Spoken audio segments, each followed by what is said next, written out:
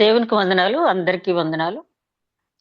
ఆ దేవాదేవుడు మళ్ళీ మనకిచ్చిన అవకాశాన్ని బట్టి మరొకసారి వందనాలు చెల్లించుకుంటూ, ఈరోజు మూలవాక్యం రూతు గ్రంథం 3వ అధ్యాయం 13వ వచనంలో చివరి వచనాన్ని చూసినట్టయితే, రూతు గ్రంథం 3వ అధ్యాయం 13వ వచనం. యెహోవా జీవం తోడు, నేనే నీకు బంధువుని ధర్మము జరిపించెదను. యెహోవా జీవం తోడు, నేనే నీకు బంధువుని ధర్మము జరిపించెదను.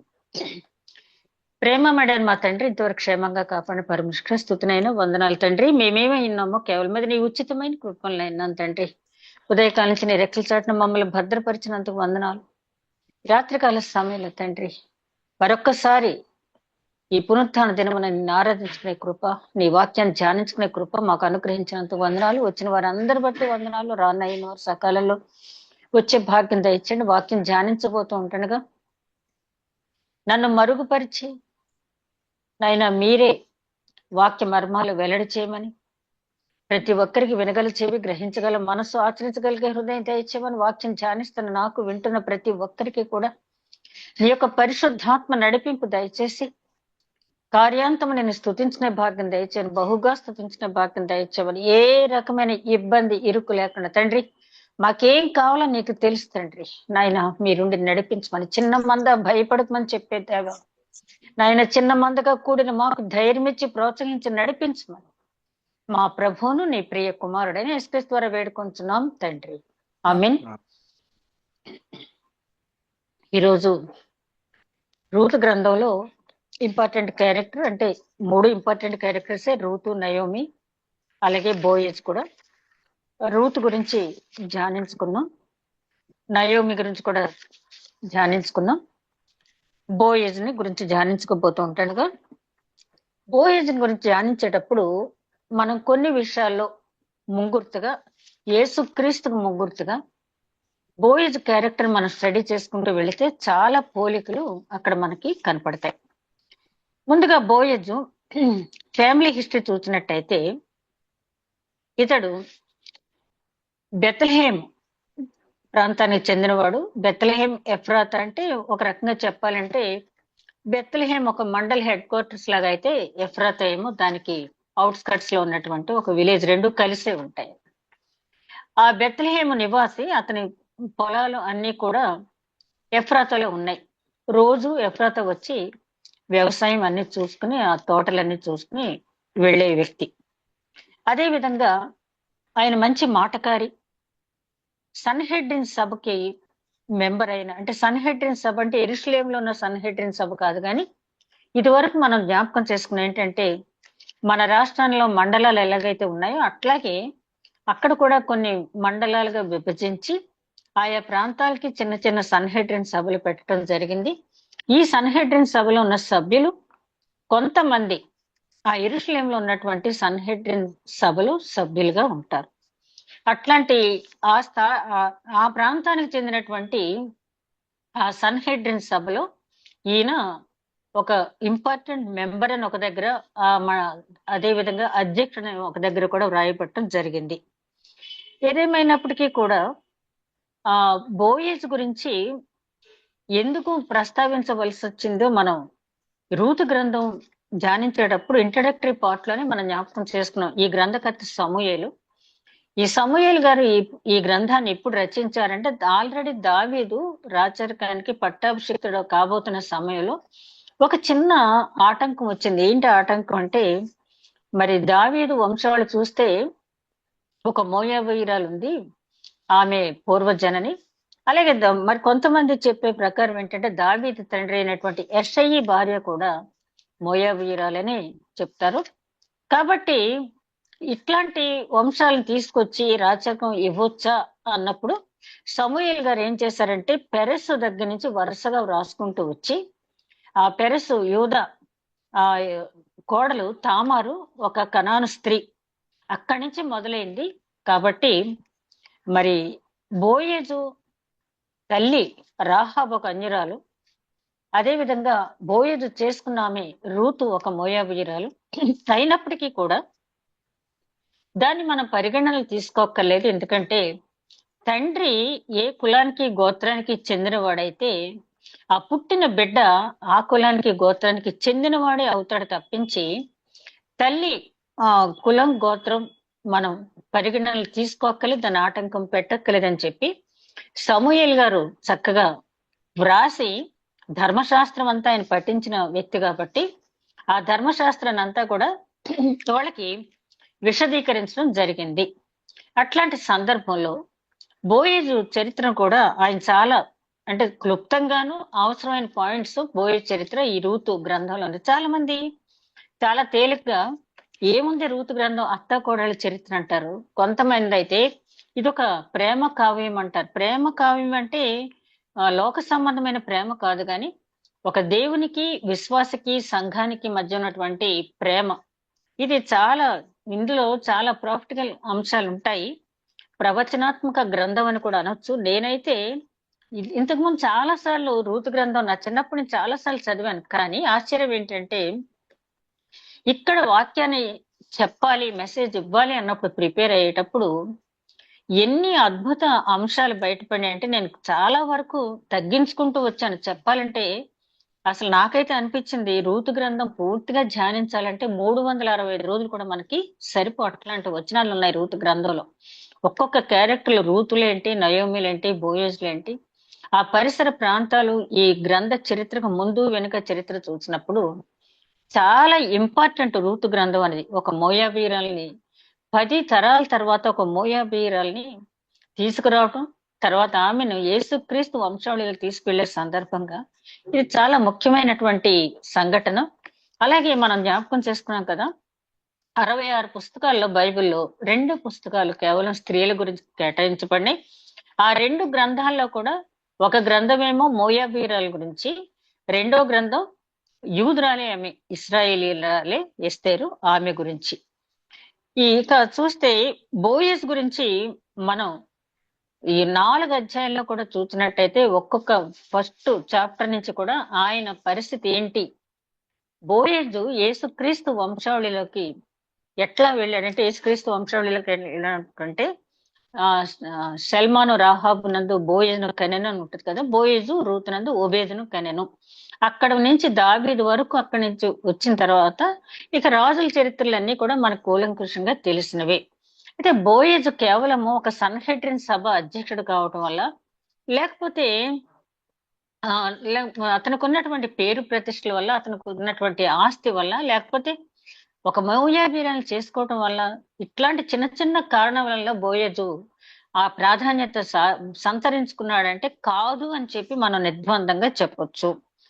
మరి ఈ గ్రంథంలో మనం చూసినప్పుడు రూతు గ్రంథంలో మొట్టమొదట రూతు గ్రంథంలో ఆయన గురించి చెప్పబడినటువంటి మాట రెండో అధ్యాయం 1వ అధ్యాయం 4వ వచనంలో గమనించినట్టయితే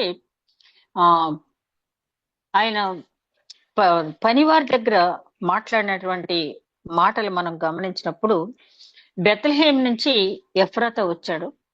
ఎఫ్రాతా వచ్చిన తర్వాత ఆయన ముందుగా మాట్లాడినటువంటి మాట 2వ అధ్యాయం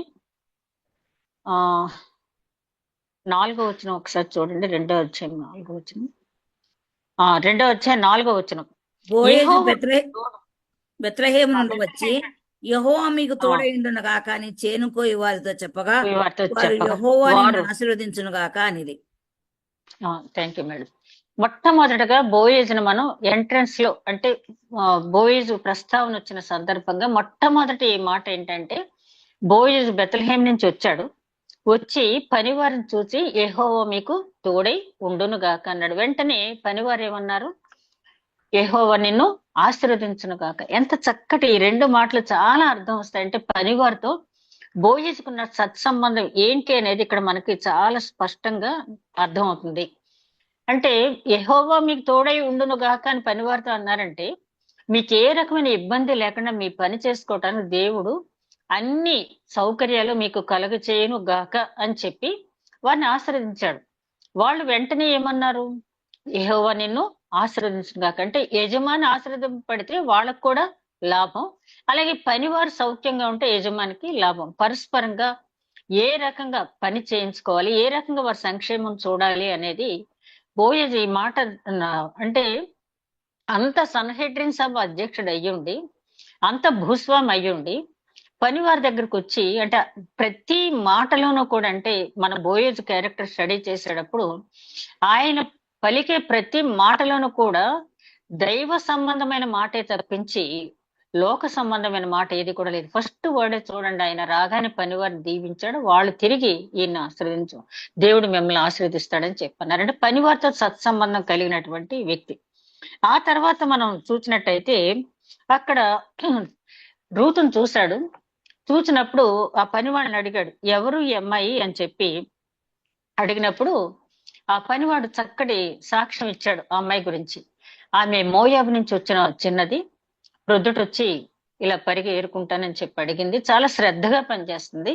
శ్రద్ధగా పనిచేస్తూ ఉన్నప్పుడు మరి ఆ పని చేయటమే కాకుండా ఆమె ఉదయం నుంచి సాయంకాలం వరకు రెస్ట్లెస్ గా పనిచేస్తుంది, కొంతసేపు మాత్రం ఇంటి దగ్గర ఉండి వచ్చింది అని పనివారు చెప్పారు. సాధారణంగా మామూలు యజమానులు అయితే ఏమంటారంటే, అది సరే ఈ చేను నాదా నీదా, ఒక స్త్రీ వచ్చి అడిగింది అనుకో, దట్టు మోయాబీరాలు వచ్చి అడిగింది, అడిగినప్పుడు నువ్వేం చేయాలి, మా యజమాని వచ్చిన తర్వాత ఉండు అమ్మా, మా యజమాని పర్మిషన్ తీసుకో, నువ్వు తీసుకున్న తర్వాత నువ్వు పరిగేరుకుంటావో ఏం చేస్తావో అది నీ ఇష్టం, మా యజమాని మేం గనక ఇచ్చినట్టయితే ఆయన ఒప్పుకోడు అని చెప్పి మాకెందుకు వచ్చిన రిస్క్ అని తప్పించుకుంటారు. కానీ పనివాడికి ఇక్కడ బోయేజ్ ఇచ్చినటువంటి ఫ్రీ హ్యాండ్ అనేది మనకి కనపడుతుంది.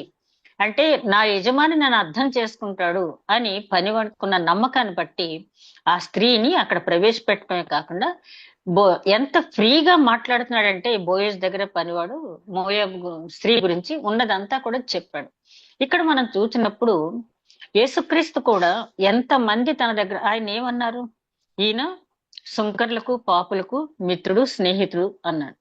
అన్నా కూడా ఆయన ఏమీ కూడా బాధపడలేదు. అవును, నేను నశించుతున్న వారిని వెతికి రక్షించడానికి వచ్చాను, రోగులకే వైద్యుడు కానీ ఆరోగ్యంగా ఉన్న వారికి వైద్యుడు అక్కర్లేదు అని చెప్పారే తప్పించి, ఆయన ఎంత లో క్లాస్ లో ఉన్న అంటే సమాజం చేత దూరంగా పెట్టబడిన వారితో కూడా ఆయన చాలా ఇదిగా ఉన్నారు. భోజనం మనం చూసినట్టయితే ఆయనకున్న స్టేటస్ ను బట్టి, ఆ పనివాడు చెప్పిన మాటను బట్టి రూతు పట్ల ఆయన లక్ష్య పెట్టక్కర్లేదు. నయోమి ఏమంటదంటే, ఎవరు లక్ష్య పెడతారో నువ్వు వెళ్ళి పరిగెరుకోమని చెప్పండి. లక్ష్య పెట్టడం అంటే బాగోగులు చూస్తానికి దేవుడు ఎవరినో ఒకరు ఏర్పాటు చేసి ఉంటారు, నువ్వు వెళ్ళి పరిగెరుకోమని చెప్పినప్పుడు ఆవిడకి తెలియదు బోయేజు చేయనిదని చెప్పి నయోమికి కానీ రూతుకు కానీ తెలీదు. మామూలుగా వచ్చి అది దేవుని ఏర్పాటు అక్కడంతే. ఆ తర్వాత పనివాడు చెప్పిన తర్వాత ఆయన అన్న మాట, ఆ పనివాడు, ఈమె మోయాబు దేశము నుండి నయోమితో కూడా తిరిగి వచ్చిన మోయాబీరాలైన యవనురాలు, ఆమె నేను కోయివారు వెనుక పనల మధ్యను ఏరుకొని కూర్చుకొనుటకు దయచేసి నాకు సెలవిమ్మని అడిగాను. ఆమె వచ్చి ఉదయం మొదలుకొని ఇది వరకు ఏరుకొని చుండెను, కొంతసేపు మాత్రమే ఆమె ఇంట కూర్చుండనని వాడు చెప్పాను. ఆ చెప్పిన తర్వాత ఆలోచించాడు. ఆయన ఆలోచించిన తర్వాత ఆయన ఏమన్నాడంటే, అంటే గొప్ప ఒక అడ్మినిస్ట్రేటర్కి ఉండే లక్షణం అది ఎవరైనా చెప్పింది వెంటనే వినటం కాదు, ఆ చెప్పిన దాన్ని ఆలోచించేటటువంటి మనసు ఎనుకుందని మనం చెప్పొచ్చు. అప్పుడు బోయేజు రూతుతో, నా కుమారి, నా మాట వినుము, వేరొక పొలంలోనికి ఏరుకొనుటకు పోవద్దు, దీనిని విడిచిపోవద్దు, ఇచ్చట నా పనికత్తుల యొద్ద నిలకడగా ఉండుము, వారు కోయి చేను కనిపెట్టి వారిని వెంబడించుము, నిన్ను ముట్టకూడదని యవ్వనస్తులకు ఆజ్ఞాపించి ఉన్నాను, నీకు దాహమైనప్పుడు కుండల యొద్దకు పోయి పనివారు చేదిన నీళ్లు త్రాగుమని చెప్పాను. చూడండి ఎంత ఆలోచించాడంటే, కాసేపుట్లోనే ఆవిడ స్టడీ చేశామ్మా, నువ్వెక్కడికి వెళ్ళొద్దు, ఇక్కడే ఉండు, మళ్ళీ వేరే పొలానికి నువ్వు వెళ్ళొద్దని చెప్పి, నిన్ను ముట్టవద్దని చెప్పి నేను యవ్వనస్తులకు ఆజ్ఞాపించాను. అంటే ఆమె పోషణతో పాటు ఆమెకి సెక్యూరిటీ కూడా చూస్తున్నాడు ఆయన. అంటే ఆ ప్రాంతానికి ఒక సన్హెడ్రిన్ సభ అధ్యక్షుడుగా వేరే ప్రాంతాన్ని వచ్చిన స్త్రీకి అక్కడ పరిగెరుకోమని చెప్పడం, ఆ పోషణకు ఏర్పాటు చేయటమే కాకుండా సెక్యూరిటీ కూడా చూస్తున్నాడు. అంటే బోయేజ్ లో ఉన్నటువంటి మన దేవుడు కూడా మన పోషించడం, మేపుము కాయము అంటాడు. కాపరి లక్షణం, కాపరికి అప్పచెప్పేటప్పుడు ఏమంటాడు యేసుక్రీస్తు పేతురుతో, నా సంఘాన్ని కాయుము మేపుము అంటే మనకు కావలసిన పోషణ ఇవ్వటంతో పాటు మన సంరక్షణ కూడా చూసే దేవుడు ఆయన. బోయజును చూచినప్పుడు నాకైతే అదే అనిపించింది. అప్పుడు ఆమె సాయిగిలి పడి తల వంచుకుని, ఏమి తెలిసి పరదేశనైన నాయందు లక్ష్యం ఉంచినట్లు నీకు కటాక్షము కలిగును అని చెప్పగా, బోయజు ఆవిడ వెంటనే సాగిలి పడింది, అయ్యా నేను ఎవరో తెలీదు, నేను వేరే దేశాన్ని నుంచి వచ్చాను. ఇంకా చెప్పాలంటే మోయాబీలకి యూదులకి అసలు సాన్నిహిత్యం లేదు. అట్లా విదేశాల నుంచి నేను వచ్చాను, ఏం చూసి నా పట్ల కటాక్షం చూపించావని అక్కడ ఆమె సాగిలి పడినప్పుడు, ఇక్కడ యేసుక్రీస్తు, యెహోవా దేవుడు యేసుక్రీస్తు ఒక కార్యం చేసినప్పుడు రీజన్ ఎలాగైతే చెప్తారంటే, పక్షపాతం లేని దేవుడు మన దేవుడు. ఇక్కడ బోయజు చెబుతున్న మాట ఒకసారి చూస్తే, నీ పెనిమిటి మరణమైన తరువాత నీవు నీ అత్తకు చేసినదంతయు నాకు తెలియబడెను. నీవు నీ తల్లిదండ్రులను నీ జన్మభూమిని విడిచి ఇంతకు ముందు నీవు ఎరుగని జనము నొద్దకు వచ్చితివని. ఆయన చెప్పింది ఏంటంటే, నేనేమి నీకు ఊరికనే చేయలేదు, నీ గురించి అంతా కూడా నాకు తెలిసింది. అంటే నోవహు గురించి యెహోవా దేవుడు ఏం చెప్తాడు, ఈ తరములో ఉన్న జనులలో నీవొక్కడవే నీతిమంతుడువు, నీవొక్కడవే యథార్థవంతుడుగా నువ్వు నాకు కనిపించావు కాబట్టి ఆ ఓడ సిద్ధం చేస్తుంది కుటుంబాన్ని అంటే ఆ కుటుంబాన్ని రక్షించుకోమని దేవుడు చెప్పలేదు, కానీ హృదయాంతరంగ రహస్యాలు తెలిసిన దేవుడు అక్కడ ఏం జరుగుద్దో నీకు తెలుసు. కానీ నోవాహు కృప చూపించాడు. మొట్టమొదటిగా దేవుని కృప పొందిన వ్యక్తి నోవాహు. ఆ కృప ఎందుకు ఇచ్చాడు? పక్షపాతంతో ఇవ్వలేదు. ఈ తరములో ఉన్న వాళ్ళలో నీవు మాత్రమే నా ఎదుట నిందారహితుడుగా, యథార్థవంతుడుగా, నీతిమంతుడుగా కనిపించావు అని చెప్పి నోవాహుతో చెప్పడం అనేది జరిగింది. అలాగే యేసుక్రీస్తు కూడా మరి సుంకరి పరిసేయుడు ప్రార్థన చేసినప్పుడు ఆ ప్రార్థన పరిశీలించిన తర్వాత ఆయన ఒకటే మాట అంటాడు, అతడి కంటే ఇతడు నీతిమంతుడుగా తీర్చబడను. అంటే పరిసయ్యుడు ప్రార్థన విన్నాడు, సుంకరి ప్రార్థన విన్నాడు, వెంటనే చెప్పేశాడు అక్కడ, అతని కంటే ఇతడు నీతిమంతుడు ఇతని ప్రార్థన అని చెప్పి. అంటే దేవుడు ఒకరికి ఉపకారం చేసేటప్పుడు పక్షపాత వైఖరితో కాకుండా మనకు బైబిల్ అంతా మనం పరిశీలించినప్పుడు వీళ్ళకి దేవుడు ఇది ఎందుకు ఇచ్చాడు, ఈ వరం ఎందుకు ఇచ్చాడని మనం ఆలోచించినప్పుడు తప్పనిసరిగా వాళ్ళ గుణగణాలు ఎంచే దేవుడు ఇస్తాడు. కృప చూపించేటప్పుడు కూడా అంటే చాలా మంది కృప అనగానే ఏమంటారంటే అర్హత లేని వారికి, అయోగ్యులకి ఇచ్చేది కృప, ఇచ్చే బహుమానం కృప అంటారు. కానీ అయోగ్యులైన వారు అందరికీ దేవుడు కృప ఇచ్చాడు ఇవ్వరు కదా.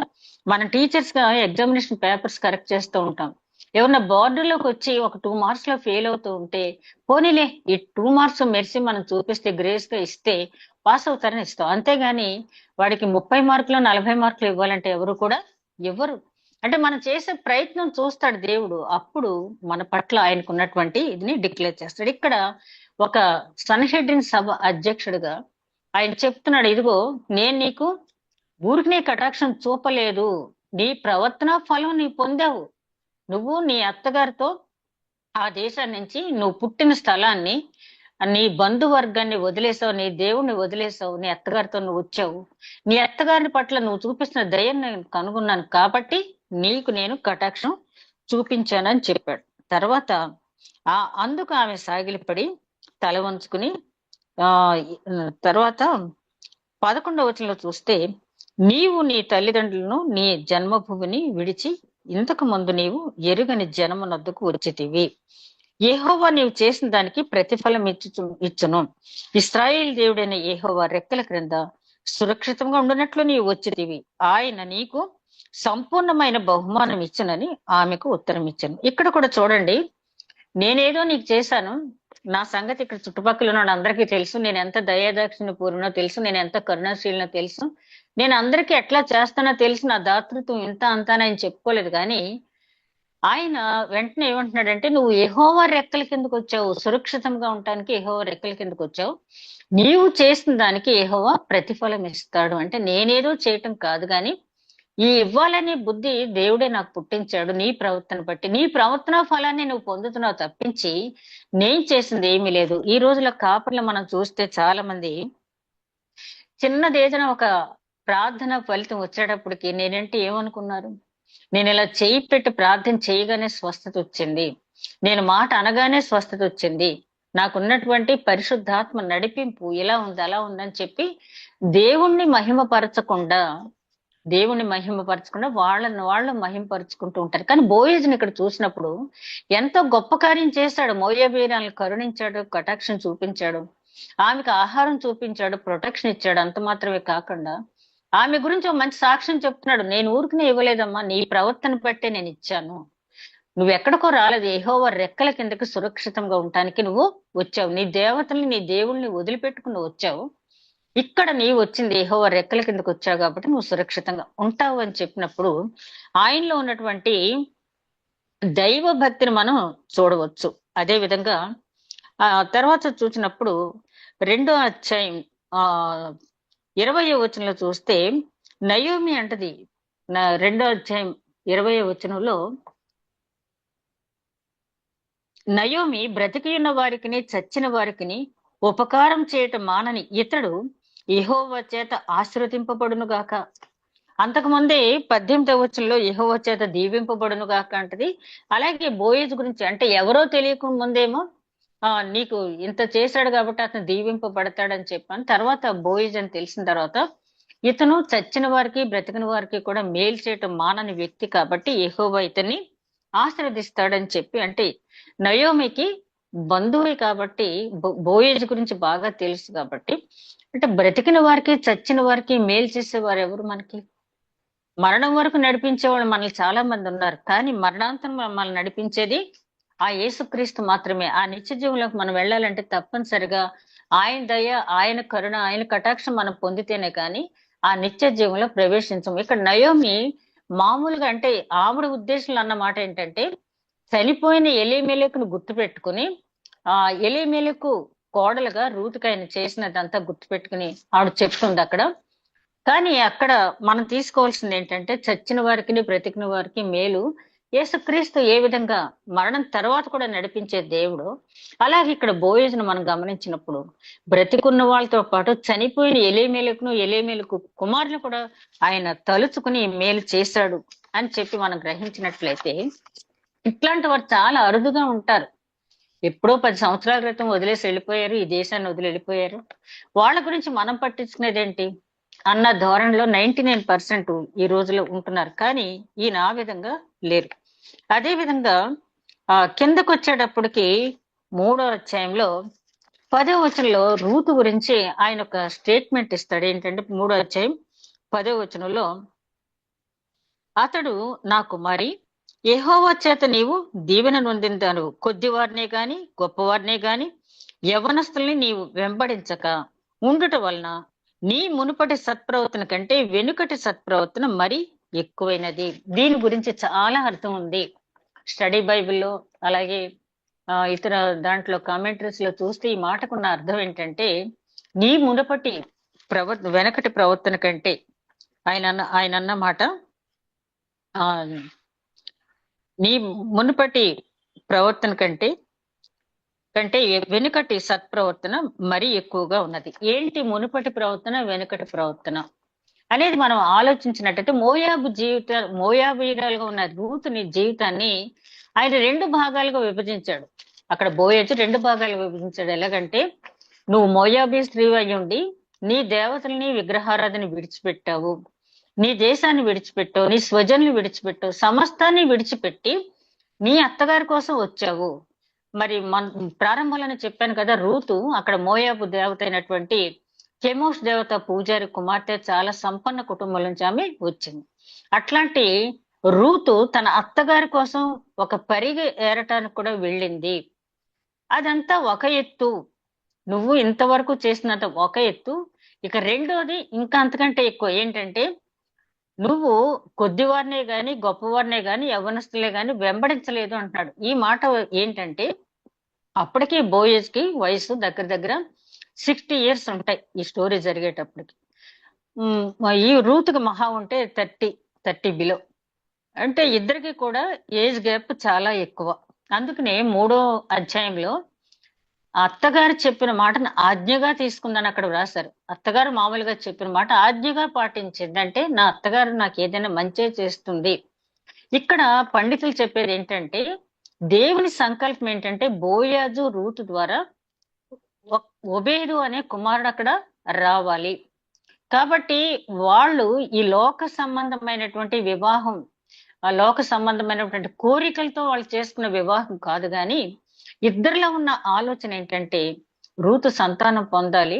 ఆ సంతానం దైవికమైనది. వాళ్ళకి తెలియదు యేసుక్రీస్తు వంశావళికి వాళ్ళు వస్తున్నారని. కానీ వాళ్ళిద్దరిలో ఉన్నటువంటి మంచి ఆలోచన ఏంటంటే అటు బోయేజు చాలా సంపన్నుడు. ఆ 60 years లో కూడా ఒక మంచి అమ్మాయిని చేసుకునే స్తోమత అతనికి ఉంది. అప్పట్లో బహుభార్యత్వం కూడా ఏమీ తప్పేమీ కాదు.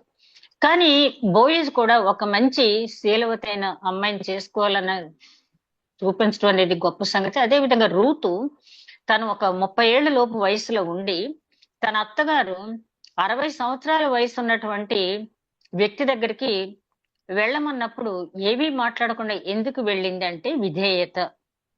ఆ విధేయత చూపి వెళ్ళింది కాబట్టి ఆమె ఆ యేసుక్రీస్తు వంశావళికి వెళ్ళగలిగింది. ఇక్కడ వెనకటి ప్రవర్తన, మునుపటి ప్రవర్తన, తర్వాత వెనకటి ప్రవర్తన, మునుపటి ప్రవర్తన అంటే రూతు జీవితంలో ముందు జరిగిందంత ఒక ఎత్తు అయితే, బోయేజు దగ్గరికి వెళ్ళి బోయేజుతోనే ఉండును అని అత్తగారు చెప్పినప్పుడు ఏమీ మాట్లాడకుండా విధేయత చూపించడం అనేది అది గొప్ప సంగతి. అందుకని అంటారు కదా, the crown and the glory of life is character. అంటే ఎన్ని ఉన్నా కూడా సౌశీల్యత అనేది స్త్రీకి లేకపోతే ఆమె పరిగణనలోకి రాదు. ఇక్కడ రూతుని గురించి మనం ఆలోచించినప్పుడు అతను పెద్దవాడు, వృద్ధుడు, మత్తగారింటి ఇలా వెళ్ళమంటానని చెప్పి ఆలోచించకుండా విధేయత చూపించింది. ఆ విధేయత వల్లే ఆవిడ ఆ రకంగా వెళ్ళింది. అదే విధంగా ఆ తర్వాత 10-11 వచనాల్లో ఆ ప్రవర్తన గురించి చెప్పిన తర్వాత ఇంకో మాట కూడా అంటాడు. మా జనం అందరికీ తెలుసు, జనులందరూ నిన్ను యోగ్యురాలు అనుకుంటున్నారు. నీ ప్రవర్తన కంటే వెనుకటి సత్ప్రవర్తన మరీ ఎక్కువైంది. కాబట్టి నా కుమారి భయపడకుము, నీవు చెప్పినదంతయు నీకు చేసేదను. నీవు యోగ్యురాలు అని నా జనులందరూ ఎరుగుదురు.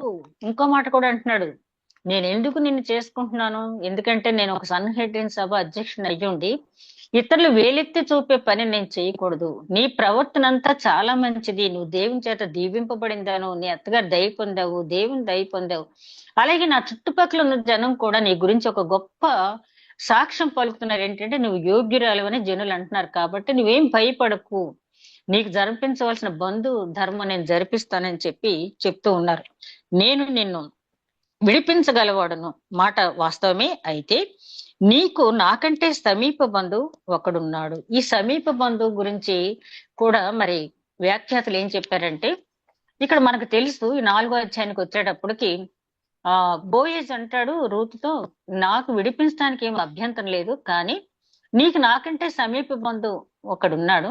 ఆ సమీప బంధువు విడిపించినట్టయితే సరే, లేనట్టయితే ఇందాక మూలవాక్యం మనం తీసుకున్నాం కదా 13వ అధ్యాయుల మాట, అతను గనక విడిపించడానికి రిజెక్ట్ చేసినట్టయితే యెహోవా జీవము తోడు నేను నిన్ను విడిపిస్తాను. అంత ప్రమాణం చేయవలసిన అవసరం బోయేజుకు లేదు. కానీ తను నమ్మిన వచ్చిన స్త్రీ పట్ల చూపించేటటువంటి మన దేవుడు నమ్మదగిన వాడు, మాట ఇచ్చి తప్పని వాడు కదా. బోయేజు జీవితాన్ని కూడా మనం చూసినప్పుడు ముందు అది చాలా రిస్క్ విడిపించడం అనేది. కానీ ఆమె స్థితిని చూసి అక్కడ మాట ఇస్తున్నాడు, నీకు సమీప బంధువు ఉన్నాడు, అతను విడిపిస్తే సరే, విడిపించకపోతే యెహోవా జీవంతోడు నేనే నిన్ను విడిపిస్తాను అని చెప్పి. సరే, ఆ తర్వాత 4వ అధ్యాయం ప్రారంభంలో చూస్తే బోయేజు పురద్వారం నద్దుకు పోయి అక్కడ కూర్చుండగా, ఈ పురద్వారం అనే మాట వచ్చినప్పుడు అబ్రహాము తన భార్య అయినటువంటి శారా పోయినప్పుడు ఆమెకు సమాధికి భూమి కావాలన్నప్పుడు ఆ హివ్వీల దగ్గర కొనటానికి అడగటానికి వెళ్ళినప్పుడు ఆ పురద్వారం దగ్గర వెళ్ళి ఒక 10 మంది పెద్దల మధ్య అక్కడ సాగిలి పడే ఆ ఊరి పెద్దను అడుగుతాడు కదా. అదే ఇక్కడ కూడా బోయేజు చేస్తున్నాడు. పురద్వారం దగ్గరికి వెళ్ళి ఒక 10 మంది పెద్దలను తీసుకెళ్లాడు. అతనే పెద్ద, కానీ నాకు అధికారం ఉంది కదా అని అధికార దుర్వినియోగం ఏమీ చేయకుండా అతను పెద్ద. అందుకనే యేసుక్రీస్తు కూడా ఎప్పుడు కూడా మీరు సత్యవంతులుగా ఉండటం మాత్రమే కాదు, లోకంలో కూడా మీరు సత్యవంతులను సాక్ష్యం పొందాలి. మీ సత్క్రియలు చూచి పరలోకమందున దేవుడు మహిమపరచబడాలి. కాబట్టి వారి ఎదుట మీ వెలుగును ప్రకాశింపనివ్వడని చెప్పి ఆయన అనటం అనేది జరిగింది. అదే విధంగా ఇక్కడ చూసినట్టయితే 10 మంది పెద్దలను తీసుకువెళ్ళాడు బోయేజు. తీసుకువెళ్ళిన తర్వాత ఆ సమీప బంధువు, అంటే ఇదంతా చదవక్కలేదు మనకంతా, ఆ సమీప బంధువు అనే అతను ఆ పురద్వారంలో నడిచి వెళ్తున్నాడు. వెళ్ళినప్పుడు బోయేజు పిలిచాడు అతన్ని, ఓయ్ ఇట్రా, ఇక్కడ కూర్చొని నీతో మాట్లాడాలని పిలిచాడు. అతను మరి బోయేజ్కున్న స్టేటస్ ని బట్టి మరు మాట్లాడకుండా వచ్చి అక్కడ కూర్చున్నాడు. ఏంటి సంగతి అంటే, ఇలా మన వంశీకుడైనటువంటి ఎలీమెలెకు కుటుంబం మోయాబ్ దేశానికి వెళ్ళిపోవడం నీకు తెలుసు కదా. వాళ్ళు ఆఫ్టర్ 10 years 10 సంవత్సరాల తర్వాత వాళ్ళు రిక్త హస్తాలతో ఇక్కడికి వచ్చారు. వాళ్ళకి తినటానికి ఏమీ లేదు కాబట్టి వాళ్ళకు ఉన్నటువంటి స్వాస్థ్యాన్ని అమ్మేయాలనుకుంటున్నారు. తర్వాత ఎలాగో బ్రతకొచ్చు, ముందు అమ్మగా వచ్చిన డబ్బులతోటని బ్రతకొచ్చు అనుకున్నారు. ఎందుకంటే ఇద్దరు లేడీస్ కదా, ఇద్దరు స్త్రీలు, వాళ్ళు ఎలాగో తోటకెళ్ళి వ్యవసాయాలు చేయడం అది కుదరదు కాబట్టి ఆ స్వాస్థ్యాన్ని అమ్మదలుచుకున్నారు. కాబట్టి మనకున్న రూల్ ప్రకారం ఏంటంటే, ఆ స్వాస్థ్యం అమ్మినప్పుడు ఎవరైతే దగ్గర బంధువు, సమీప బంధువు, ఆ వంశానికి చెందిన వాడు, సమీప బంధువు ఎవరైతే ఉంటారో వాళ్లే దాన్ని కొనాలి. వాళ్ళు కొని చనిపోయిన అతని పేరును అది కంటిన్యూ అవ్వాలి. దాని ఫల సాయం అతను కొంత తీసుకోవచ్చు, ఈ బ్రతుకున్న భార్యకు కూడా ఇవ్వాలి. ఆ తర్వాత అతనికి ఆమెతో సంసార ధర్మాన్ని జరిపించాలి. పుట్టిన కుమారుడికి మరి అది స్వాస్థ్యం చెందేలాగా ఉంచాలి అని చెప్తాడు. అప్పుడు ఆ సమీప బంధువు ఏమంటాడంటే, బాబు నేను ఆ స్వాస్థ్యాన్ని, పొలాన్ని అయితే నేను విడిపించగలను, పొలాన్ని అయితే నేను కొనుక్కోగలను, కానీ ఆ మోయాబీరాలైన రూతు నేను పరిగ్రహించలేను, వివాహం చేసుకోలేను. నాకున్న స్వాస్థ్యం కూడా పోవచ్చు. ఈ రూతుని, మోయాబీరాలైన స్త్రీని చేసుకుని నేను వెళ్ళినట్టయితే నాకున్న స్వాస్థ్యం కూడా పోవచ్చు అని తన తన తన అశక్తత వెల్లడి చేశాడు. వెల్లడి చేశాడు. అంటే ఇక్కడ ఈ సమీప బంధువుకి బోయేజ్కున్న డిఫరెన్స్ మనం చూస్తే, బోయేజ్ సర్లే నువ్వు చేసుకోపోతే చేసుకోపోయావు అని చెప్పి అక్కడున్న ఆచారం ప్రకారం ఏంటంటే, అతను ఎవరైతే చేసుకోను, నా వల్ల కాదు అని ప్రకటించాడో అతను తన కాలి నుంచి చెప్పు తీసి ఇవ్వాలి. ఇచ్చినప్పుడు ఎవరినైతే పరిగ్రహించను అన్నాడో అక్కడ ఆ స్త్రీ ఆ చెప్పు మీద ఉమ్ము వేసి ఇవ్వాలి. అది మనకి ద్వితీయోపదేశ కాండం 25వ అధ్యాయంలో దేవధర్మ వివాహం అని చెప్పి ఈ రూల్స్ అన్ని అక్కడ వ్రాయబడి ఉన్నాయి. అప్పుడు తర్వాత ఆ కుటుంబాన్ని ఏమంటారంటే, చెప్పు ఊడదీయబడిన వాడు అంటే ఇతను తన వంశాన్ని నిలవబెట్టడానికి ధైర్యం చేయలేకపోయినటువంటి పిరికివాడు, చెప్పు ఊడదీయబడిన వాడు అని చెప్పి అతన్ని మాట్లాడటం అనేది జరుగుద్ది. అయితే ఆ సమీప బంధువు ఏమంటాడంటే, నీ ఇష్టం బాబు, నువ్వేమనుకున్నా పర్వాలేదు, కానీ నేను ఆ రిస్క్ మాత్రం తీసుకోను అంటాడు. చెప్పు తీసిస్తాడు, దాని మీద ఉమ్ము వేసి ఇచ్చిన తర్వాత వెళ్ళిపోతాడు. వెళ్ళిన తర్వాత బోయేజ్ అప్పుడు పెద్దలతో అంటాడు, ఇదిగో ఈ నయోమికి సమీప బంధువైనటువంటి అతని పేరైతే ఈ గ్రంథంలో రాయబడలేదు, అతను ఈ రిస్క్ తీసుకుంటే దీన్ని నేను నెరవేర్చలేను అన్నాడు, రిజెక్ట్ చేశాడు, తిరస్కరించాడు. కాబట్టి అతని తర్వాత సమీప బంధువు నేనే, కాబట్టి నేను నయోమి చేతిలోంచి ఆ పొలం విడిపించుకుంటున్నాను, at the same time Ruth చేతిలోంచి ఆ పొలాన్ని విడిపించుకుంటున్నాను, అలాగే రూతుని నేను వివాహం చేసుకుంటున్నాను అని చెప్పి అన్నాడు. ఇక్కడ మనం గమనించినప్పుడు పండితులు దీని గురించి రాసింది ఏంటంటే, ఈ సమీప బంధువునేమో ధర్మశాస్త్రంతోటిని, బోయేజ్ని యేసుక్రీస్తు పోల్చడం అనేది జరిగింది. ధర్మశాస్త్రం ఎంతసేపు కూడా దానికి శిక్ష విధించడం, లేకపోతే అనుకున్న రూల్స్ చెప్పడం వరకే గాని అంతకు మించి విమోచించే అధికారం మాత్రం ధర్మశాస్త్రానికి లేదు. ఒక థర్మామీటర్ లాగా మనకి ఫేవర్ వస్తే ఎంత ఫేవర్ ఉందని చెప్పడం, లేకపోతే ఒక ఎక్స్రే లాగా మనకున్న లోపాన్ని చెప్పడం, ఒక స్కానింగ్ లాగా మనకున్న లోపాన్ని చెప్పడం వరకే ధర్మశాస్త్రం చేయగలదు. కానీ విమోచించే పని అంటే ఆ రోగ నిర్ధారణ చేయటం వరకే గాని ఆ రోగాన్ని తగ్గించే వైద్యుడు చేసే పని ఆ ధర్మశాస్త్రం చేయలేదు. ఈ పరమ వైద్యుడని యేసుక్రీస్తు ఆ ధర్మశాస్త్రం చేయలేని పని ధర్మశాస్త్రం అనుసరించి చేశాడు. ఆయన అంటాడు కదా 5వ అధ్యాయంలో, మత్తయి సువార్త 5వ అధ్యాయంలో, నేను ధర్మశాస్త్రాన్ని కొట్టివేయటానికి రాలేదు. ఆయన కొండ మీద ప్రసంగం చేసినట్టు యూతులు పరిశీలి తలకిందులు అయిపోయి ఇంకేముంది ధర్మశాస్త్రాన్ని ఇచ్చేసేస్తున్నాడు, వచ్చేసేస్తున్నాడు, బురదలటాన్ని చూస్తే యేసుక్రీస్తు వెంటనే ఆకాశం గతించిన, భూమి గతించిన, అందులో ఒక్క పొల్లు కూడా పోదు, ధర్మశాస్త్రాన్ని నెరవేర్చడానికే వచ్చాను కానీ దాన్ని కొట్టివేయటానికి నేను రాలేదు అని చెప్పాడు. ఇక్కడ సమీప బంధువు ధర్మశాస్త్రం పాత్ర పోషిస్తే, బోయేజ్ ఏమో యేసుక్రీస్తు పాత్ర ఇక్కడ. అంటే ధర్మశాస్త్రం ఎంతవరకు కూడా ఆ ధర్మానికి కట్టుబడి ఉండటం వరకే చెప్పొద్దు మనకి. ఒకవేళ అన్అవాయిడబుల్ సర్కమ్స్టెన్స్ లో ఆ ధర్మాన్ని మరి మీరినట్టయితే ఏ రకంగా విమోచింపబడాలి, పాప క్షమాపణ, రక్షణ అనేది ఆ ధర్మశాస్త్రం అనేది లేదు. ఇక్కడ బోయేజ్ ఏం చేశాడంటే ఒక మోయాబీరాలు చేసుకోవటం వల్ల ఒకవేళ ఏమైనా రిస్క్ వచ్చినా దాన్ని కూడా తను తీసుకోవడానికి సిద్ధపడి వెంటనే రూతును చేసుకోవటానికి అతను ఇష్టపడి ఆ పెద్దలతో చెప్తున్నాడు, ఇదిగో సమీప బంధువు తీసుకోవటానికి ఒప్పుకోలేదు, ఆ తర్వాత సమీప బంధువైన నేను రూతుని వివాహం ఆడుతున్నాను, దీనికి మీరే సాక్షులు అన్నాడు ఆ 10 మందితో. అంటే తనకున్న అధికారాన్ని దుర్వినియోగం చేయలేదు. అంటాడు కదా పేతురు, ఆ మల్కోని అతని చెవి నరికినప్పుడు యేసుక్రీస్తు సిలువ వేసే సందర్భంలో చెవి నరికినప్పుడు యేసుక్రీస్తు అంటాడు, ఎందుకు పేతురా పనిచేసావు, నా తండ్రిని నేను అడిగితే 12 సేనా వ్యూహాలు నా దగ్గరికి పంపించడా ఆయన. అంటే ఏదైనా ధర్మం ప్రకారం జరగాలి, బలప్రయోగం జరగకూడదు. ఇక్కడ బోయేజ్ కూడా తనకున్న పవర్ని బట్టి రూత్ని చేసుకోవచ్చు, ఆ పొలాన్ని కూడా ఒక్క క్షణంలో కొనుక్కోవచ్చు. కానీ అంత ధర్మం ప్రకారం ధర్మశాస్త్ర నెరవేర్పు యేసుక్రీస్తు ఏ విధంగా అయితే చేశాడు, ఇక్కడ బోయేజ్ కూడా సేమ్ అలాగే ఆ ధర్మశాస్త్ర నెరవేర్పు చేసి రూత్ని పరిగ్రహించాడు. పెద్దలు అంటారు, నువ్వు చేసింది చాలా మంచి పని, నీ వంశం పెరెస్సు వంశంలాగా అక్కడి నుంచి తీసుకొచ్చారు వాళ్ళు, పెరెస్సు తామారు వంశంలాగా అభివృద్ధి చెందుద్ది. రాహేలు లేయా వలె ఏమి ఆశీర్వదింపడదు. రాహేలుని ఎందుకు ముందు పెట్టారు వాళ్ళు, ప్రతిదీ ఆలోచించవలసిన పరిశుద్ధ గ్రంథంలో. లేయా ముందు భార్య కదా, పెద్ద భార్య కదా, వాళ్ళు రాహేలుని ఎందుకు ముందు పెట్టారు అంటే వాళ్ళు కూర్చున్నది బెత్లెహేం ఎఫ్రాతా ప్రాంతం. వాళ్ళు యాకోబు తిరిగి తన స్వదేశానికి వచ్చేటప్పుడు మార్గ మధ్యలో రాహేల్ చనిపోయినప్పుడు ఆ బెత్లెహేం ఎఫ్రాతా ప్రాంతంలో రాహేల్ సమాధి చేశారు. ఇప్పటికీ కూడా సమాధి అక్కడ ఉంది. అనేక మంది టూరిస్టులు వెళ్ళి దాన్ని చూసి ఫోటోలు తీసుకుని వస్తూ ఉన్నారు. కాబట్టి ఆ ప్రాంతం వాళ్ళకి రాహేల్ అంటే గొప్ప, ఆ ప్రాంతం వాళ్ళకి రాహేల్ అంటే గొప్ప, ఎందుకంటే రాహేల్ సమాధి అక్కడ ఉంది కాబట్టి. అందుకని వాళ్ళు రాహేల్ వలె లేయా వలె నీవు ఆశీర్వదింపడతావు. అదే ఇంకోటి కూడా ఉంది కదా, బెత్లెహేం ఎఫ్రాతా నుంచి యేసుక్రీస్తు వస్తాడని. కాబట్టి వాళ్ళు రాహేల్ జ్ఞాపకం చేసుకున్నారు, రాహేల్ వలె లేయా వలె నీ సంతానం అభివృద్ధి చెందుద్ది అని చెప్పి వాళ్ళు ఆ వంశాలను కూడా అక్కడ ప్రకటించడం అనేది జరిగింది. ఇదంతా మనం చదివినప్పుడు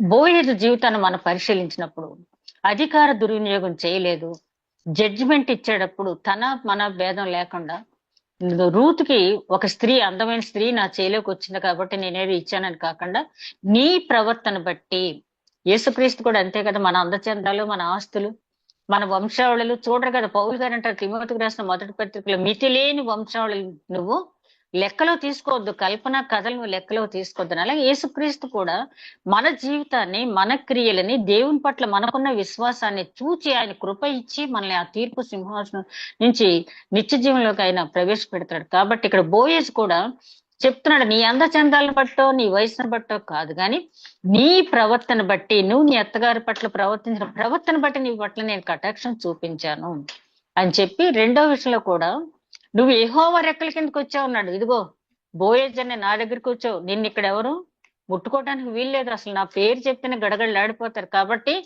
నీకేం భయం లేదని చెప్పలే బోయేజ్. చాలా చక్కటి మాట చెప్పాడు, నువ్వు సురక్షితంగా ఉండేటట్టు యెహోవా రెక్కల కిందకి వచ్చావు, యెహోవా నిన్ను దీవించునని చెప్పాడు. దైవభక్తి కూడా కనపడుతుంది అక్కడ. అదే విధంగా ధర్మశాస్త్ర నెరవేర్పులో కూడా తన అధికారాన్ని దుర్వినియోగం చేయకుండా సమీప బంధువుకు అవకాశం ఇచ్చాడు. సమీప బంధువుకు అవకాశం ఇచ్చింది అది. అందుకనే పౌలు గారు అంటారు కదా, అది ఒక బాలశిక్ష లాంటి ధర్మశాస్త్రం అనేది. అవకాశం ఇచ్చాడు, ఇచ్చినప్పుడు అతను ఉపయోగించుకోలేదు కాబట్టి నెక్స్ట్ సమీప బంధువుగా తను దాన్ని తీసుకున్నాడు.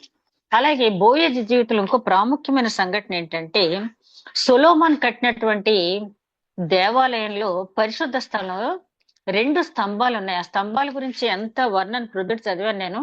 రాజుల మొదటి గ్రంథం 7వ అధ్యాయం 21వ వచనంలో ఉంది. ఆ 7వ అధ్యాయం అంతా కూడా స్తంభాల గురించి వివరించబడింది. దాని మీద చెక్కిన లతలు కానివ్వండి, దాన్ని ఖర్చు పెట్టిన ఖర్చు, అల్లికలు అన్ని కూడా చాలా చక్కగా వర్ణించబడి, చాలా శ్రద్ధ పెట్టి చేయించాడు సొలొమోన్ మహారాజు వాటిని. ఆ స్తంభాలు పరిశుద్ధ స్థలం మంటపానికి కుడి పక్కన ఒకటి, ఎడమ పక్కన ఒకటి పెట్టాడు. కుడి పక్క స్తంభానికేమో యాకీను అని పేరు పెట్టాడు, ఎడం పక్క స్తంభానికి బోయేజు అని పేరు పెట్టాడు. ఎడం పక్క స్తంభానికి బోయేజు. చూడండి, పరమార్థ జ్ఞాని అటువంటి సొలొమోన్ మహారాజు తన కట్టించిన దేవాలయంలో, పరిశుద్ధ ఆలయంలో ఉన్నటువంటి ఆ పరిశుద్ధ ప్రాంగణంలో ఉన్నటువంటి 2 స్తంభాల్లో ఒక స్తంభం పేరు బోయేజు అని పెట్టాడంటే సొలొమోన్ గారు ఎంత ప్రాముఖ్యత బోయేజ్కి ఇచ్చారో మనకు అర్థమవుతుంది. ఇక్కడ ఆయన ప్రవర్తన బట్టి, అంటే చరిత్ర అంతా కూడా, బోయేజ్ చరిత్ర అంతా కూడా తెలుసుకున్నటువంటి సొలొమోన్ మహారాజు, ఇతను మామూలు మనిషి కాదు, ఇతను ఆర్డినరీ పర్సన్ కాదు, కాబట్టి నేను తగిన ప్రాధాన్యత నేను కట్టిన దేవాలయంలో ఇవ్వాలని చెప్పి ఆ రకంగా ఆ స్తంభం మీద ఆయన పేరు రాశాడు. కానీ దేవుడు పరలోక రాజ్యంలోనే ఆయన ఒక మూలకంబంగా చేశాడు. యోహాను, పేతురు, యాకోబుల్ని ఏమంటాడు పౌలు గారు? వీళ్ళు సంఘానికి మూలకంబములు అంటాడు, మూల స్తంభాలు. మనం దేవుని ఆజ్ఞ ప్రకారం నడుచుకుంటూ ఈ లోకంలో వీళ్ళు పిల్లర్స్ రా ఈ సంఘానికి, లేకపోతే దేవుని కార్యంలో చేయడంలో వీళ్ళు పిల్లర్స్ అని జనం మన గురించి చెప్పుకుంటే, దేవుడు ఆయన రాజ్యంలో మనని ఒక పిల్లర్ గా ఉంచుతాడంటానికి సొలొమోను కట్టిన దేవాలయంలో బోయజ్ పేరు ఉండటం, ఆ తర్వాత ఆయన యేసుక్రీస్తు వంశావళిలో బోయజ్ వెళ్ళటం మనం చూస్తాం. అదే విధంగా ప్రవర్తన ఫలం అనుకున్నాం కదా, ఎవరి ప్రవర్తన ఫలాన్ని బట్టి వారికి దేవుడు ఈ మూడు క్యారెక్టర్స్ లో కూడా మరి రూతుకి ఇచ్చాడు. మోయాబీ స్త్రీ అయినప్పటికీ ఆమెకున్నటువంటి విశ్వాసాన్ని పరీక్షించాడు. మరి సురేఫెనిక స్త్రీని ఏమన్నాడు? అమ్మా నీ విశ్వాసము గొప్పది అన్నాడు. అలాగే రూతు విశ్వాసాన్ని కూడా చూచి ఆయన ఆ వంశాలకు తీసుకెళ్ళాడు. ఇక నయోమిని చూస్తే, నయోమికి అంతా తెలుసు, ధర్మశాస్త్రం అంతా తెలుసు, మనుషుని స్టడీ చేయడం తెలుసు, అన్నీ తెలుసు నయోమికి. ఆమె పేరు ప్రసన్న అని అర్థం, మాధుర్యం అని అర్థం, కొన్ని చోట్ల నా ఇష్టం అని అర్థం. తన ప్రవర్తన మీద దేవుడికి అధికారం ఇవ్వకుండా తన ఇష్టానుసారంగా ప్రవర్తించింది. దానివల్లే మరి నిజంగా చెప్పాలంటే అక్కడ అదేంటి ఆ స్థానం ఎవరిది? రాహాబు స్థానంలో నయోమి ఉండాలి కదా, మరి రూత్ అత్తగారు కదా, కానీ ఈవిడ మిస్ అయిపోయింది. అక్కడ రాహాబు వెళ్ళింది, దేవుని ఏర్పాటు. అలాగే మనం చూసినట్టయితే బోయజ్ ను కూడా మనం చూసినప్పుడు అధికార దుర్వినియోగం గాని, పక్షపాతం గాని లేకుండా ఎంత చక్కని జీవితం అతను జీవించాడు, దానికి తగిన ప్రతిఫలం ఇక్కడ లోకంలో భూమి మీద సొలొమోను దేవాలయంలో ఓ స్తంభం మీద పేరుంటుందంటే మామూలు విషయం కాదు. ఆ తర్వాత ఆ వంశావళిలోకి వెళ్ళిపోయాడు. ఈ ముగ్గురు కూడా ఎవరి ప్రవర్తన ఫలాన్ని వాళ్ళు పొందారు. అదేవిధంగా ఇంకో మాట కూడా మనం జ్ఞాపకం చేసుకోవాల్సింది ఏంటంటే, పుట్టుక అనేది మన చేతిలో లేదు. పుట్టుక ఎక్కడ పుడతాం మనకు తెలియదు, ఏ వంశంలో ఎక్కడ పుడతాం మనకు తెలియదు, కానీ మరణించే టైంకి మనం ఎట్లా ఉంటామనేది మనం నిర్ణయించుకోవాల్సింది. నువ్వు ఎలా మరణిస్తావో నువ్వు నిర్ణయించుకో, నీ నోరే నీకు తీర్పు చెప్పుద్ది అంటాడు యాకోబు గారు. అలాగే నువ్వు నిత్య జీవానికి వెళ్తావా, పాతాళానికి వెళ్తావా, ఎప్పటికప్పుడు చెక్ చేసుకుంటూ మనం ఉండాలి. ఆ ప్రవర్తన ఫలం. అందుకనే మత్తయి సువార్త 11వ అధ్యాయంలో యేసుక్రీస్తు అంటాడు, పరలోక రాజ్యం బలాత్కారంగా పట్టబడుతుంది, ఉత్తర దిక్కు నుండి దక్షిణ దిక్కు నుండి వచ్చి అనేకులు దాంట్లో చేరిపోతున్నారంటే మరి అసలు పరలోకం ముందు ఆయన ఎవరికి గురించి సృష్టించాడు? ఆ ఇశ్రాయేలీల గురించి. సొలొమోన్ మహారాజు అంటాడు కదా, దేవుడు తన బిడ్డల కోసం ఏర్పాటు చేసినటువంటి పరలోకం చూసి నేను ఆనందించానంటాడు. అట్లాంటి ప్లేస్ లోకి అసలు మోయాబ్ స్త్రీకి ఎంట్రన్స్ లేదు, కానీ ఆమె యొక్క విశ్వాసాన్ని బట్టి అక్కడ స్థానం సంపాదించుకుంది. ఇక్కడ మనం నేర్చుకోవాల్సిన, స్త్రీ అయినా పురుషుడైనా ఏ జాతికి చెందినా కూడా దేవుని పట్ల విశ్వాసం ఉండాలి. ఆయన అజ్ఞానుసారంగా విశ్వాసం మాత్రమే కాదు, విశ్వాసపు క్రియలు చేయాలి. అవసరమైతే దేనికైనా కూడా దేవుని కోసం సిద్ధపడి, త్యాగానికి సిద్ధపడాలి. నేను మొన్న ఒక చిన్నది షార్ట్ చూస్తున్నాను, అందులో పాస్టర్ గారు ఇద్దరు పిల్లలు నిలబడి ఉన్నారు. అంతలోకి యేసుక్రీస్తును వ్యతిరేకించే వాళ్ళు వచ్చి పాస్టర్ గారితో అంటారు, యేసుక్రీస్తు దేవుడు కాదు, నేను ఇప్పటివరకు చెప్పినవన్నీ కూడా అబద్ధాలే, నువ్వు ఒప్పుకో, లేకపోతే నీ ఇద్దరు బిడ్డల్ని నీ కళ్ళెదురుగుండా నేను కాల్చేస్తానని చెప్పాను. ఆయన చాలా ఆటవిక జాతికి చాలా సర్వీస్ చేశాడు, కానీ వాళ్ళు ఏమో అప్పటి వరకు కూడా పెద్దగా నమ్మలేదు. అయితే పాస్టర్ గారు అంటారు, మీరు ఏం చేసుకుంటారనేది మీ ఇష్టం, నేను మాత్రం ఆ మాట నా నోటితో నేను చెప్పలేను. చెప్పలేవు అని చెప్పి ఇద్దరు పిల్లల్ని ఆయన కళ్ళెదురుగుండానే కాల్చేశాను. పాస్టర్ గారు, ఇప్పటికైనా నువ్వు జ్ఞానోదయం తెచ్చుకో, భార్య ఉంటే మరి కొంతమంది పిల్లల్ని కలగవచ్చు. ఇప్పుడు నీ భార్యని నీ కళ్ళెదురుగుండానే షూట్ చేస్తాము, నీ భార్యను సంరక్షించాల్సిన బాధ్యత నీకు లేదా? నీ పిల్లల్ని సంరక్షించాల్సిన బాధ్యత లేదా? ఏంటి వాళ్ళని అలా చెప్పేస్తున్నావు అంటే, దేవుడే చూసుకుంటాడు వాళ్ళని.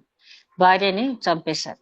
నా తర్వాత ఇప్పటికైనా చెప్పు, ముగ్గురిని పోగొట్టుకున్నావు అన్న తర్వాత ఎప్పటికీ చెప్పను నేనంటే పాస్టర్ గారిని కూడా చంపేశారు. చంపేసిన తర్వాత అప్పుడు ఆ చుట్టుపక్కల గ్రామస్తులంతా కూడా దాదాపు 5,000 మంది ఒకేసారి రక్షణ పొందారు. అంటే విశ్వాసంతో పాటు విశ్వాసపు క్రియ కూడా. ఎప్పుడో మనం షడ్రక్ మెషక్ అబేద్నెగోలు అనుకుంటున్నాం, దానియేలు అనుకుంటున్నాం, కానీ ఈ రోజులో కూడా అనేక మంది హతసాక్షులు అయిపోతున్నారు. హతసాక్షుల గురించి మనం ప్రార్థన చేయవలసిన అవసరం ఎంతైనా ఉంది. పరలోక రాజ్యం పట్టబడుతుందంటే ఇదే. ఎవరి కోసం? మొదటి వారు కడపటివారు, కడపటివారు మొదటి వారు. అంటే అసలు మనం ఇక్కడ చూసుకుంటే ఎవరు వెళ్ళాలి ముందు?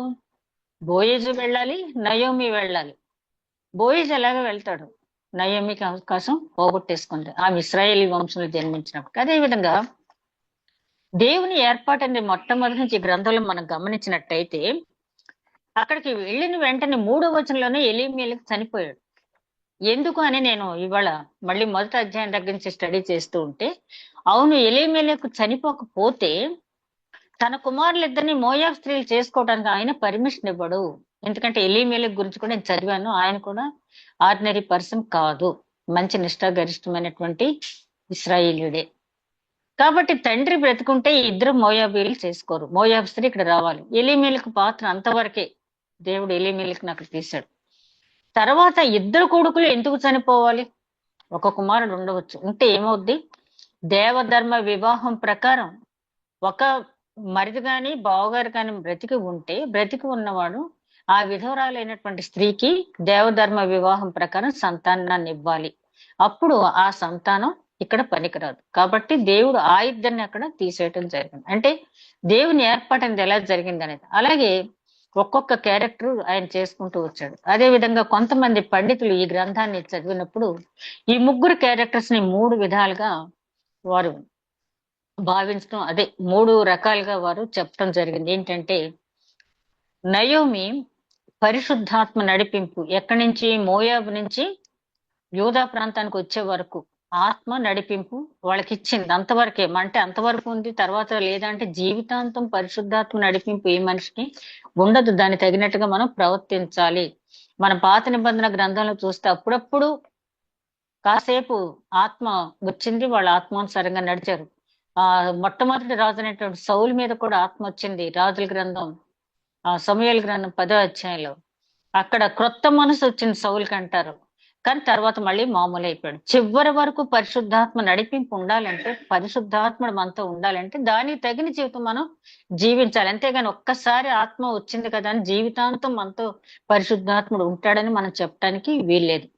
కాబట్టి నయోమి ఎంతవరకు అంటే రూతుని ఇక్కడ నడిపించే వరకు, దేవుని పట్ల విశ్వాసం కలిగించే వరకు నయోమి పరిశుద్ధాత్మ పాత్ర పోషించింది. ఇక రూతు విషయానికి వస్తే ఆమెను సంఘంతో పోల్చారు. రూతు పని ఏంటంటే ఒక ఆ సేవకునికి జన్మించి ఆమె తప్పుకోవటమే. తర్వాత చివరి వచనాలు చూస్తే రూతు ప్రస్తావన ఉండదు మనకి. ఇక బోయేజునేమో యేసుక్రీస్తు పోల్చడం అనేది జరిగింది. అలాగే రూతుకి బోయేజుకి పుట్టినటువంటి కుమారుడి పేరు ఓబేదు. ఓబేదు అంటే అర్థం సేవకుడు అని అర్థం. నయోమితో ఏమంటారంటే నీకు పోషకుడిని ఇచ్చాడు దేవుడు అంటారు. రైట్, పోషకుడు సేవకుడు కూడా. అంటే అంతవరకు ఉన్న వాళ్ళంతా కూడా ప్రవక్తలు రాజులే చూశారు. ఇక్కడి నుంచి వచ్చేటప్పటికి సేవకుడు. అందుకనే యెషయా గ్రంథంలో 53వ అధ్యాయంలో యేసుక్రీస్తుని శ్రమ సేవకుడు అంటారు కదా. ఆ సేవకుడు అనే పదం ఇక్కడి నుంచి మొదలైంది, ఓబేద్ దగ్గర నుంచి. అలాగా తరతరాలు దావీద్ దగ్గర వరకు, దావీద్ తర్వాత చివరి వరకు యేసుక్రీస్తు ఆ వంశాల నుంచి వచ్చే వరకు కూడా మనకందరికీ కూడా తెలిసింది. ఈ రూతు గ్రంథం గురించి ఎంత ధ్యానించినా కూడా మనం ముఖ్యంగా తెలుసుకోవాల్సిన అంశం ఏంటంటే, మోయాబీయురాలు అయిన స్త్రీ ఆ యూదా ప్రాంతానికి వచ్చింది, ఆ బెత్లెహేం ఎఫ్రాతా ప్రాంతానికి వచ్చింది. ఆమె దేవుణ్ణి విశ్వసించింది, హత్తుకుంది, దాని ఫలితాన్ని పొందుకుంది. చెంచల మనస్కురాలైనటువంటి నయోమి అన్నీ తెలుసుండు కూడా, ఎరిగి చెడిపోతేవి మనసు అంటారు కదా, అలాగ అన్నీ తెలుసుండు కూడా తను పొందవలసిన స్థానాన్ని పొందలేదు. బోయాబును చూస్తే ఆయన ఫ్రమ్ ది బిగినింగ్ చివరి వరకు ఒకే క్యారెక్టర్ లో ఉన్నాడు. ఎక్కడ కూడా హెచ్చు తగిలనేవి లేవు. ఒక విశ్వాసి స్థిరమైన విశ్వాసంతో, నిలకడగా ఉండే విశ్వాసంతో ఎలాగైతే సాగిపోయాడు, జీవితకాలం అలాగే సాగిపోయాడు. అందుకనే కదా అంటాడు, అంతం వరకు సహించిన వాడికి నేను కిరీటం ఇస్తానంటాడు. అట్లాంటి కిరీటం బోయేజు పొందాడు. ఈ గ్రంథం ద్వారా మనం తెలుసుకోవాల్సింది ఏంటంటే, మనం బానే ఉన్నాం అనుకుంటాం, ఎక్కడ మనం దేవుని ఆజ్ఞకి వెనుకాడుతున్నాం ఒక్కసారి మనం పరీక్షించుకుని, మన అల్టిమేట్ గోల్ మనం రక్షింపబడ్డం. మనం చాలాసార్లు నేను గుర్తు చేస్తాను, 3 స్టేజెస్. ఒకటి రక్షింపబడుట, అదే విధంగా శుద్ధీకరించబడుట, నిత్య జీవ ప్రవేశం. Salvation, sanctification, glorification.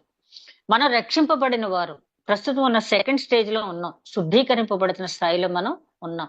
ఈ శుద్ధీకరించేటప్పుడు దేవుడు మనల్ని శుద్ధీకరించిన వెంటనే మళ్ళీ లోక సంబంధమైన మైలు అంటించుకుంటూ ఉంటే ఇంకెంతసేపు శుద్ధీకరణే సరిపోద్ది. ఆయన కడబూరం రోగేటప్పటికి మన పిక్చర్ పూర్తిగా అవ్వదు.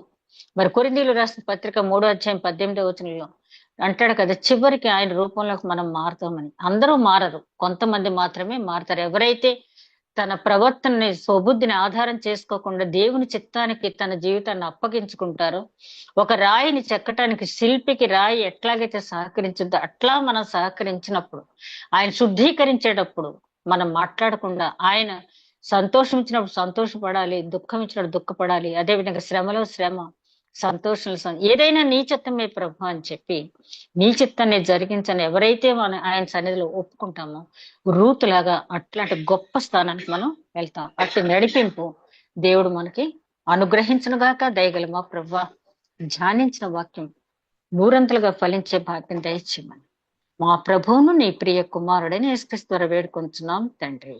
ఆమేన్.